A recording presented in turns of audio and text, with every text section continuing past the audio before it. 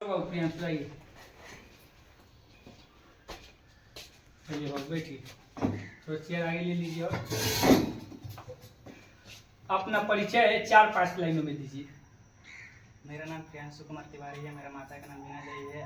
मेरा प्रारंभिक शिक्षा मेरे गांव से हुआ है और प्रारंभिक शिक्षा गांव से हुआ है और मेरा 10th का एग्ज़ाम जिला गोपालगंज से हुआ है, जिसमें मेरा टोटल मार्क्स 4 से 11 नंबर आया था और 12वीं का भी प्रिपरेशन चल रही है। ठीक है, बहुत अच्छा। आज आपका जो मॉक इंटरव्यू है, तो मगध साम्राज्य क्या है, जो भी क्वेश्चन आपसे पूछा जाएगा, जितने भी क्वेश्चन आएंगे मगध साम्राज्य से ही आएंगे। मगध साम्राज्य के बाद गुप्त काल से क्वेश्चन आएंगे, तो आप ऐसा परिचय दीजिए जिससे सुनने के बाद लगे कि मगध साम्राज्य का पूरे परिचय हो गया है। फिर नेक्स्ट हम लोग क्वेश्चन से स्टार्ट करेंगे। मगध साम्राज्य का परिचय दीजिए। छठी शताब्दी ईसा पूर्व में जनपद महाजनपद में रूप ले लिए और बड़े बड़े साम्राज्यों का उदय हुआ, जिसमें सबसे शक्तिशाली महाजनपद मगध महाजनपद था, जिसमें अनेक वंशों का उदय हुआ था, जैसे हरेक वंश, नंद वंश, शिशुनाग वंश, मौर्य वंश और कौन वंश इत्यादि वंशों का उदय हुआ था, जिसमें सबसे शक्तिशाली मौर्य वंश था। ठीक, बहुत अच्छा। चलिए प्रियांशु, बताइए मगध साम्राज्य पर किन किन राजवंशों का शासन रहा है? मगध साम्राज्य पर 7 राजवंशों का शासन रहा है, जैसे हर्यक वंश, शिशुनाग वंश, नंद वंश, मौर्य वंश, शुंग वंश, कण्व वंश और सातवाहन वंश का शासन रहा है। हर्यक वंश के शासक कौन कौन थे?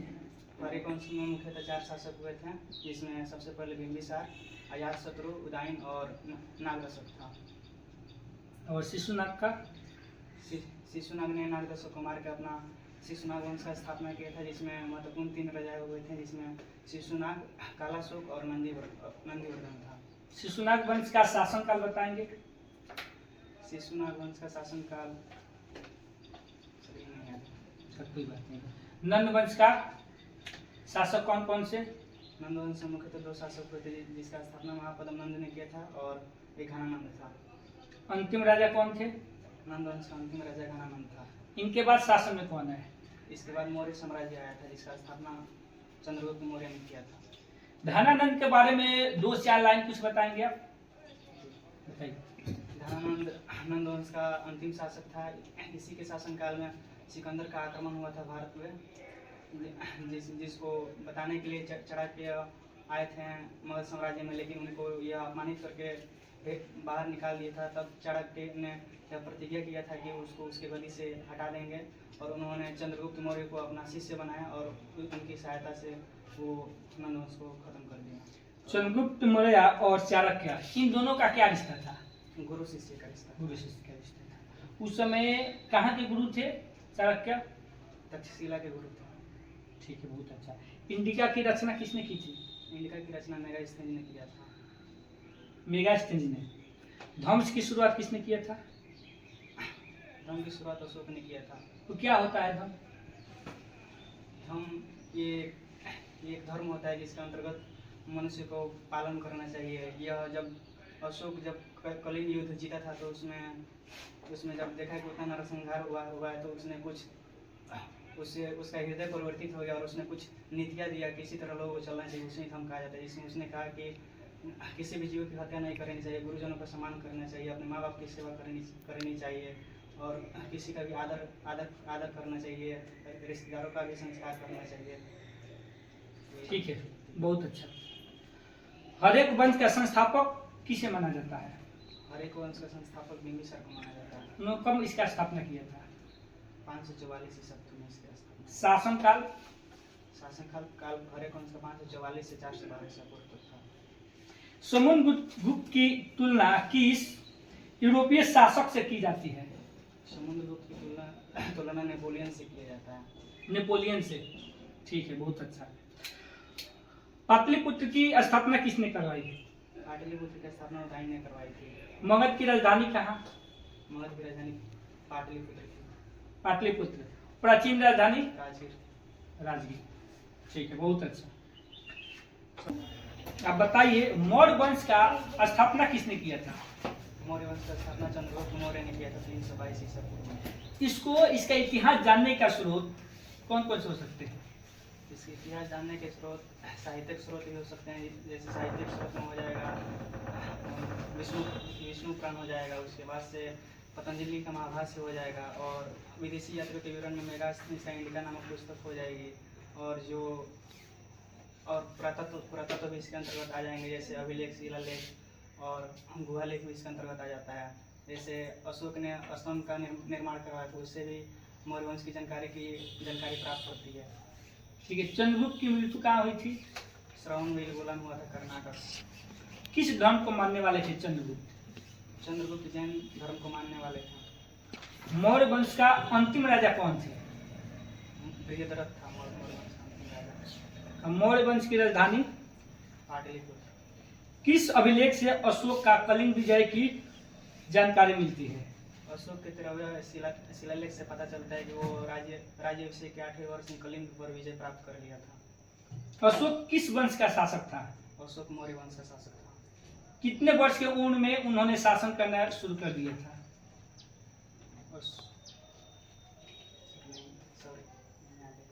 ठीक है, कोई बात नहीं। अशोक के पुत्र पुत्री का नाम बता सकते हैं आप? अशोक के पुत्र का नाम महेंद्र और उनकी पुत्री का नाम संमित्रा था, जिन्होंने धर्म प्रचार के लिए सिंहल द्वीप भेजा गया था।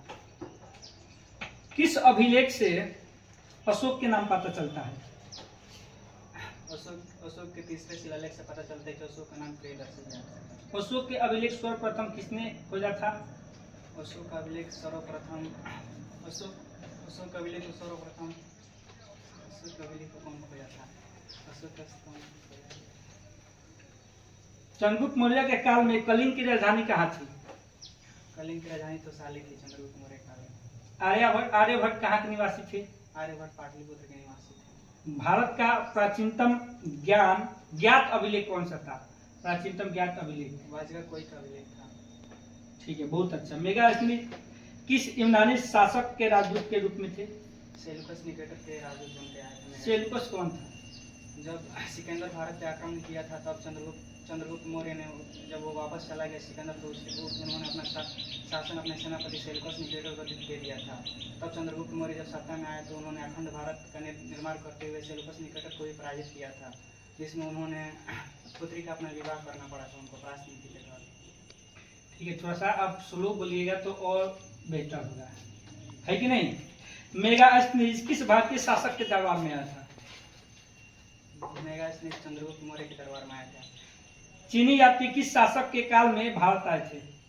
चीनी यात्री विक्रमादित्य के शासनकाल में फाइयान था, जो कि भारत में आया था शिक्षा प्राप्त करने के लिए। ठीक है, और फरहान की शिक्षा कहाँ से हुई है? फाइयान की शिक्षा जो हुई है वो नालंदा विश्वविद्यालय से हुई है। भारतीय इतिहास का कौन सा काल स्वर्णयुग कहा जाता है? भारतीय इतिहास का गुप्त काल को स्वर्णयुग के नाम से जाना जाता है। महाजनपद से आप क्या समझते हैं? प्राचीन युग में छोटे छोटे कबीले थे, जो कि जनपद में आगे चलकर परिवर्तित हो गए, और धीरे धीरे 6ठी शताब्दी ईसा पूर्व जब बौद्ध धर्म का उदय हुआ था, तब ये जनपद मिलकर महाजनपद का निर्माण कर लिए, और इन्होंने अपना विस्तार पूरे भारत में किया था। चलिए, ठीक है, बहुत अच्छा।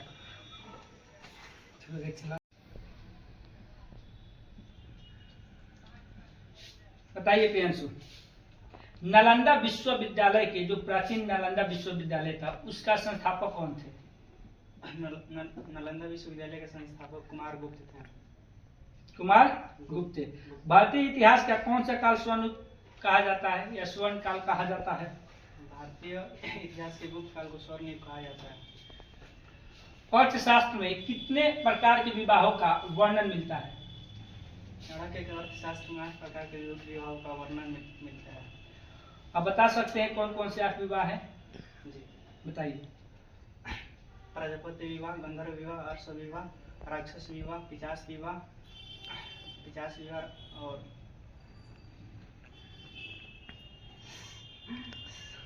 कोई बात नहीं। चलिए, अर्थशास्त्र की रचना कब हुई थी? अर्थशास्त्र की रचना ये मौर्य काल में हुआ था। मगध की प्राचीन राजधानी कहाँ थी? राजगीर। प्राचीनतम राजवंश कौन थे? हर्यक वंश। ठीक है। पाटलिपुत्र को किस राजा ने सर्वप्रथम अपनी राजधानी बनाई थी? उदयन ने सर्वप्रथम पाटलिपुत्र को अपना राजधानी बनाया था। सेल्युकस ने अपनी पुत्री का विवाह किस राजा से किया था? सेल्युकस ने अपनी पुत्री का विवाह चंद्रगुप्त मौर्य से किया था। उनको दहेज में कुछ मिला था? जी। क्या? वो अफगानिस्तान का पूरा क्षेत्र मिला था दहेज में। अफगानिस्तान का पूरा क्षेत्र दहेज में ले लिया, यानी कि दहेज प्रथा पहले से ही आ रहा है। जी। इसको दहेज नहीं कहा जाएगा, उनको गिफ्ट मिला हुआ था। अब व्यवस्थाएं जैसे भी हो, है कि नहीं, अभी भी लोग दहेज लेते हैं तो दहेज के नाम थोड़ी देते हैं, बोलते हैं। भारत की प्राचीनतम लिपि ब्राह्मी लिपि थी। ब्राह्मी लिपि। नवरत्न किस शासक के दरबार में आए थे? नवरत्न विक्रमादित्य के शासनकाल में थे। विक्रमादित्य। इनका दूसरा नाम? चंद्रगुप्त द्वितीय था। इंडिका के लेखक कौन है? मेगास्थनीज। किस शासक को प्रियदर्शी नाम से जाना जाता है? अशोक को। अशोक को। अशोक का कुछ परिचय दीजिएगा। जी बताइए। अशोक मौर्य वंश के तीसरे शासक थे। ये सबसे महानतम शासक थे। इनका जन्म 304 ईसा पूर्व में हुआ था। इनकी माता का नाम शुभद्रांगी था। इनके पिता का नाम बिंदुसार था और इन्होंने 268 ईसा पूर्व में गद्दी पर बैठा था और 261 ईसा पूर्व में कलिंग विजय किया था और कलिंग विजय के बाद इनका हृदय परिवर्तन हो गया। इसके कारण इन्होंने धम्म नीति दिया था, जिसके कारण इनको सम्राट जिसके कारण इन्हें इतिहास में सम्राट अशोक के नाम से भी जाना जाता है और इनको ग्रेट भी कहा गया है। ठीक है, बहुत अच्छा। चंद्रगुप्त मौर्य किस धर्म को मानने वाले थे? बौद्ध धर्म। बौद्ध धर्म। चंद्रगुप्त की मृत्यु कहाँ हुई थी? चंद्रगुप्त जैन धर्म को मानने वाले थे। चंद्रगुप्त की मृत्यु सरनवेलीगोला कर्नाटक में हुई थी। जैन धर्म को मानने वाले थे। चलिए ठीक। और जाते जाते आप बताइए, कुछ कविता, कहानी, शायरी सुनाना चाहेंगे? कुछ भी, ऐसा थोड़ी है कि कुछ नहीं याद होगा। जो भी याद है आप पढ़ सकते हैं। पोयम, हिंदी, इंग्लिश, कुछ भी कर सकते हैं। नहीं याद है तो लाल टमाटर गा दीजिए, सुना दीजिए। नहीं आ रहा याद, चलिए कोई बात नहीं।